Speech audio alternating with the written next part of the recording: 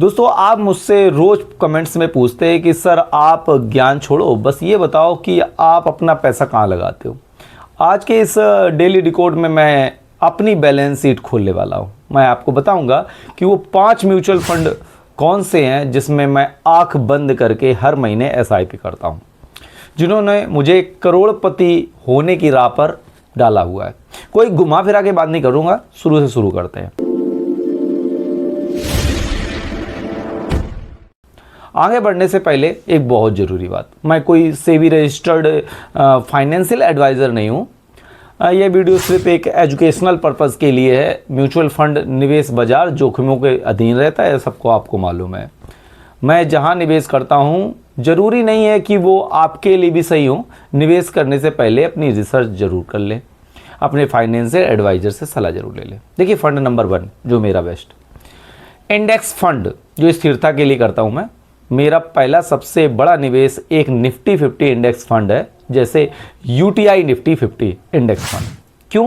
क्योंकि ये भारत की सबसे टॉप 50 कंपनियों में पैसा लगाता है और सबसे सुरक्षित भी है। एक्सपेंस रेशियो कम है और अधिक समय के लिए 10 से 12-13% रिजल्ट आराम से दे देता है, और ये मेरी पोर्टफोलियो की नींव है।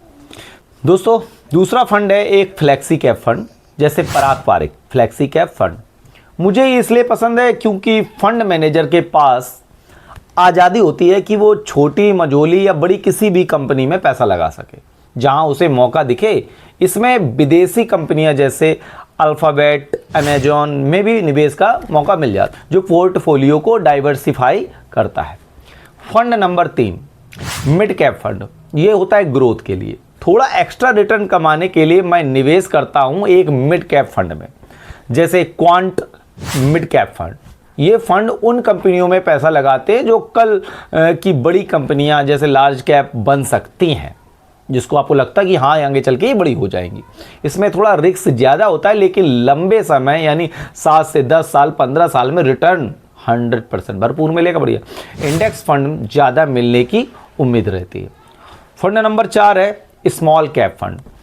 एग्रेसिव ग्रोथ के लिए बढ़िया चीज़ है। यह फंड दिल थाम के बैठने वालों के लिए बेस्ट है।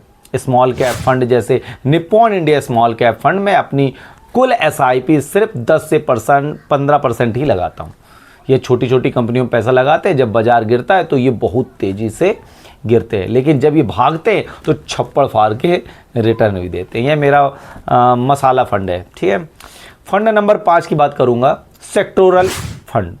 मेरा आखिरी निवेश है एक थीमेटिक फंड जो भविष्य की टेक्नोलॉजी पर फोकस्ड है, जैसे टाटा डिजिटल इंडिया फंड। मैं मानता हूं कि भारत में डिजिटलाइजेशन अभी भी सिर्फ शुरू हुआ है और अगले 10 से 12 साल IT सेक्टर बड़े होने हैं।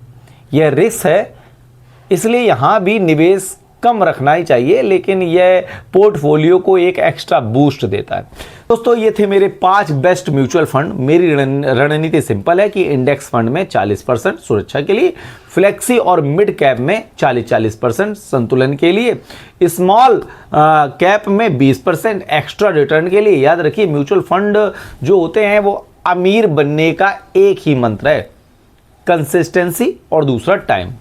SIP चालू रखिए और बाजार के उतार चढ़ाव से मत डरिए। उम्मीद है आपको मेरा पोर्टफोलियो देखकर कुछ सीखने को मिला होगा।